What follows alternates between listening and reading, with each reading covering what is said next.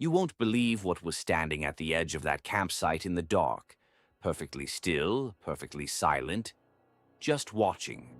Tonight we have 3 true stories from people who went into the wilderness and came back changed, or in one case almost didn't come back at all.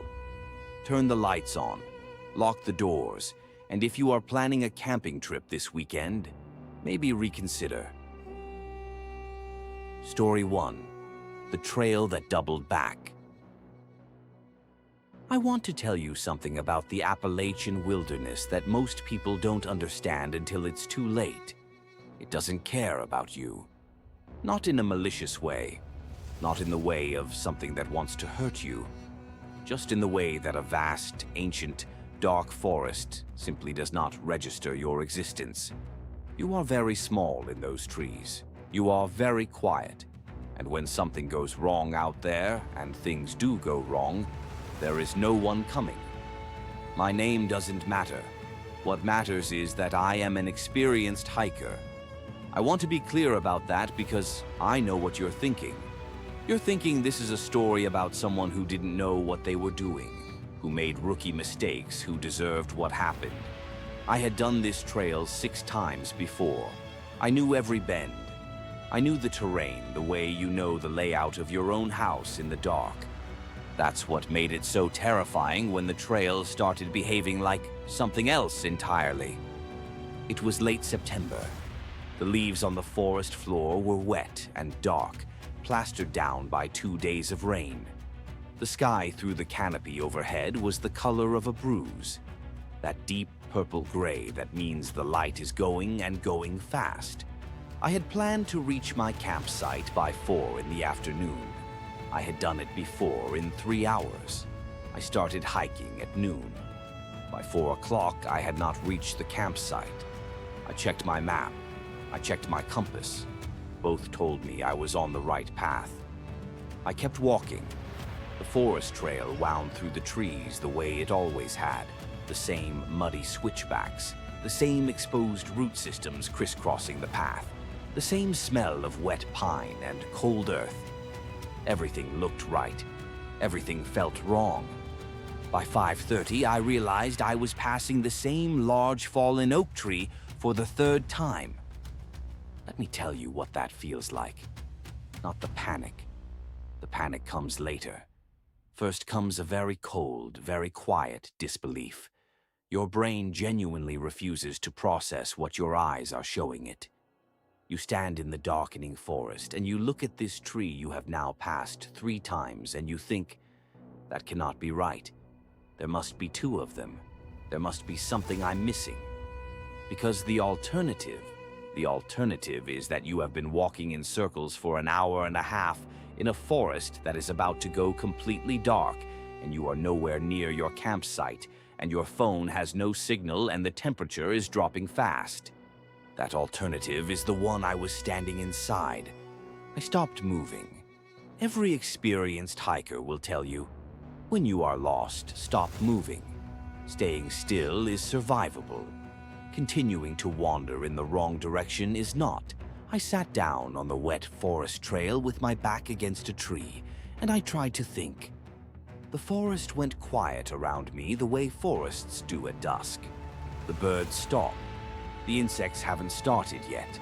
There is a window of about 20 minutes where the wilderness is simply silent. I have always found it peaceful. That night I did not find it peaceful. Because in that silence, very clearly, from somewhere in the trees behind me and slightly to my left, I heard footsteps. Not animal footsteps, not the random crunch of a deer or the scramble of a raccoon through the undergrowth. These were deliberate. Weighted, 2-footed, the specific rhythm of a human being walking through wet leaves, slowly, in no apparent hurry. I turned around. The forest trail behind me was empty, just trees and shadow and the last gray light filtering down through the wet canopy. Nothing moved. The footsteps had stopped the moment I turned. I waited. 1 minute, 2 minutes, nothing. I turned back around.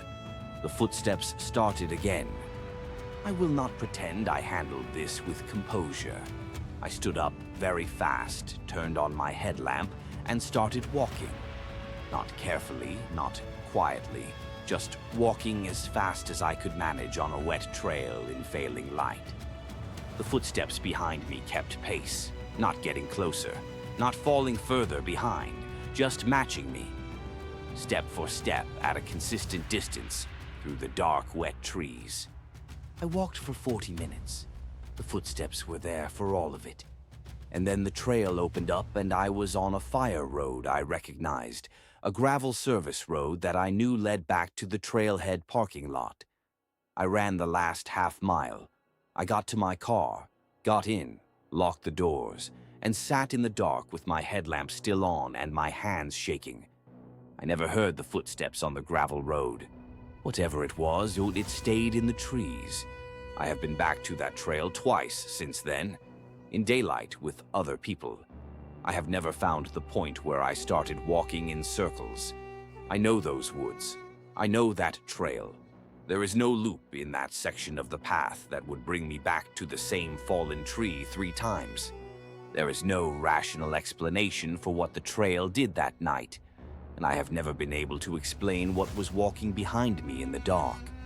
What do you think was following me through those trees? And do you think it was the forest itself that wouldn't let me leave? But the nightmare was only beginning in the endless dark of the wilderness. Story 2. The Campsite at Dusk. Some places feel wrong before anything happens. That is the part that nobody believes until they have experienced it themselves. The fact that sometimes a location communicates something to you before it shows you anything. A cold feeling that has nothing to do with the temperature. A heaviness in the air that does not lift. The sense that something in the space around you is aware of your presence in a way that the trees and the rocks and the dirt should not be capable of. My friend Sarah would call this sensitivity. I would call it a warning. There were 4 of us.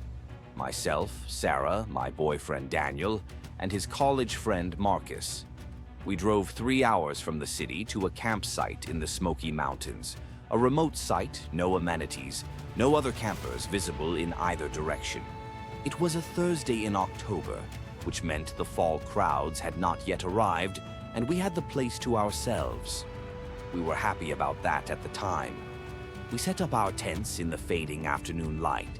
2 tents side by side in a small clearing, a fire pit between them, dark tree line on 3 sides, and a steep slope dropping down to a creek on the 4th. The campsite was beautiful in the way that remote wilderness is beautiful, raw and quiet, and entirely indifferent to us. Sarah said something was wrong with the clearing before we had even finished setting up. She did not say it dramatically. She said it the way she always says things, quietly, matter-of-factly, the way you'd mention that the weather seems like it might turn. She said, "This place feels occupied." I asked her what she meant. She said, "I don't know. It just does." We built the fire as the sun went down. We ate dinner. We told stories. The night settled around us the way mountain nights do, fast and total, the darkness between the trees becoming a solid thing, the stars overhead very bright and very cold, the creek audible below us in the silence. Everything was fine until around 11 o'clock. That was when Marcus noticed the light.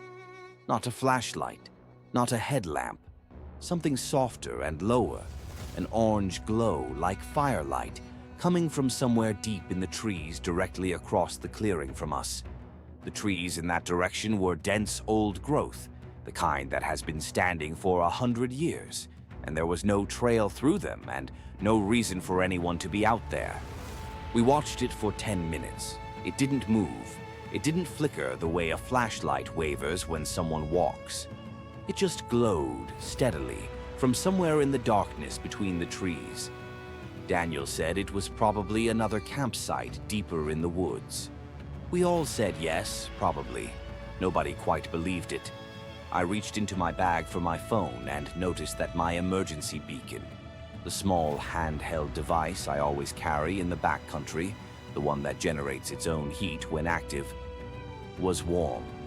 Warmer than it should have been. I had not activated it. Sarah said, "I think we should go to sleep." We went to sleep. I woke at 3 in the morning to the sound of something moving around the outside of my tent.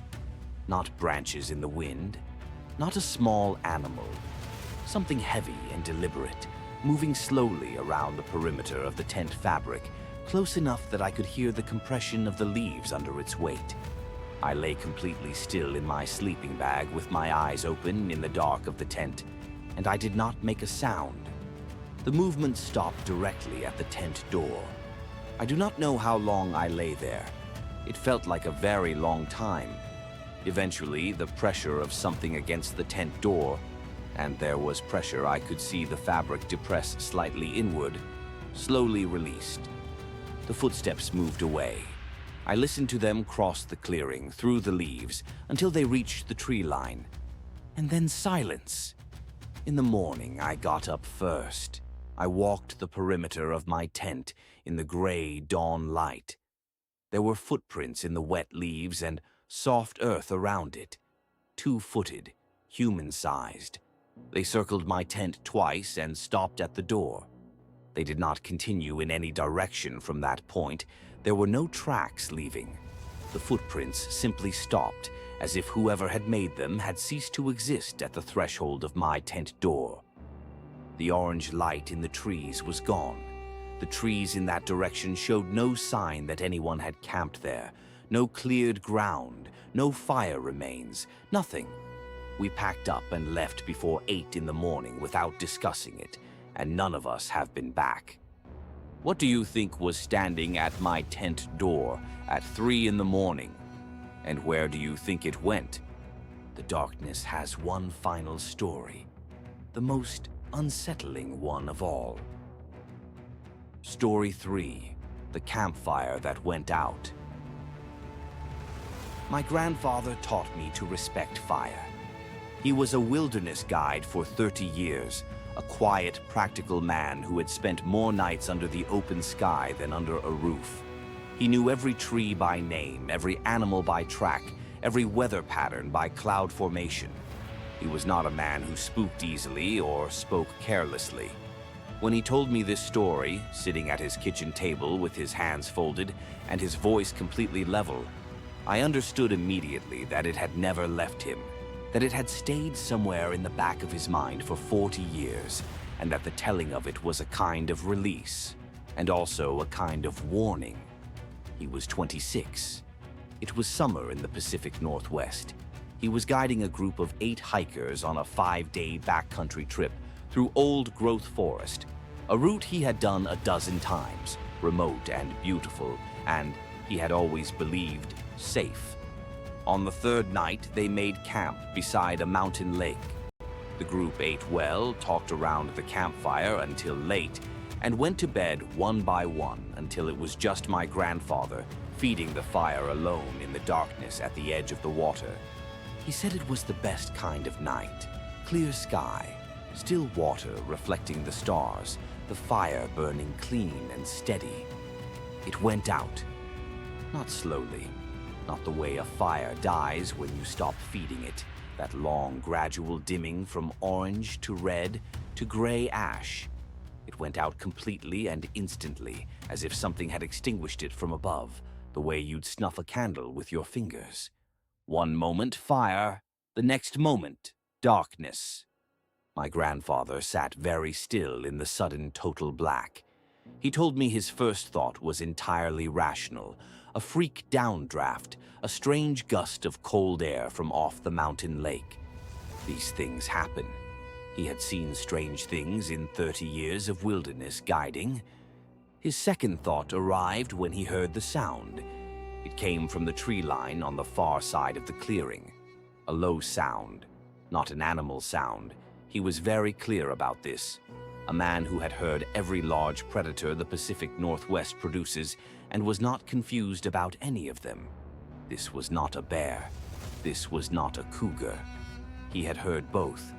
This was something lower and slower and more deliberate, a sound that seemed almost intentional, almost communicative, as if whatever was making it knew it was being heard and did not care.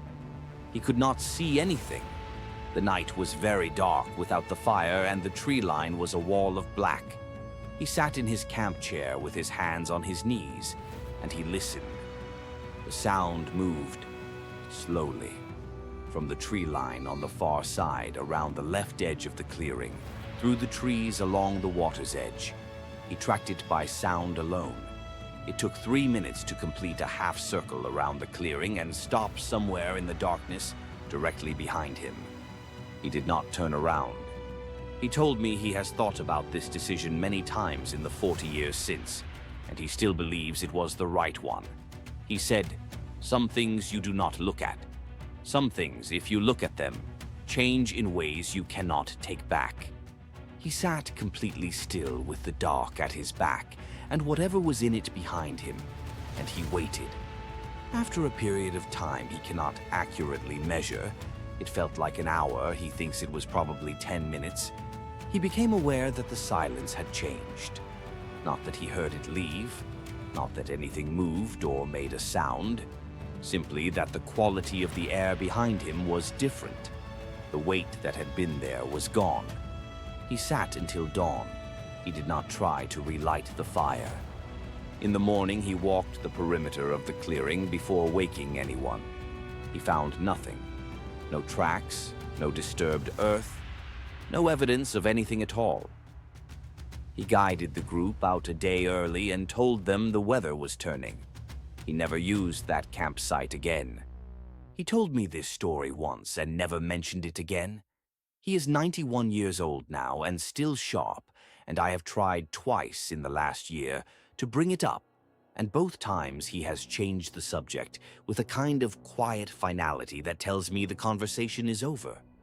Whatever put out that fire, whatever moved through the dark around that clearing and stopped behind him in the night, he has decided he does not need to understand it. I am not sure I have made the same peace with it. What do you think was in the dark behind him? And do you think in all his years in the wilderness after that night, he ever encountered it again? Thank you for watching. 3 stories, 3 real accounts from people who went into the dark wilderness and found something there that had no name and no explanation. If these stories kept you awake tonight, good. That is exactly what they are supposed to do. Tell us in the comments which story haunted you most. And if you have your own story from the wilderness, something you have never been able to explain, leave it below. We read every single one. Like and subscribe for new horror stories every week. And remember, the next time the forest goes quiet around you, it is not because nothing is there, it is because something is.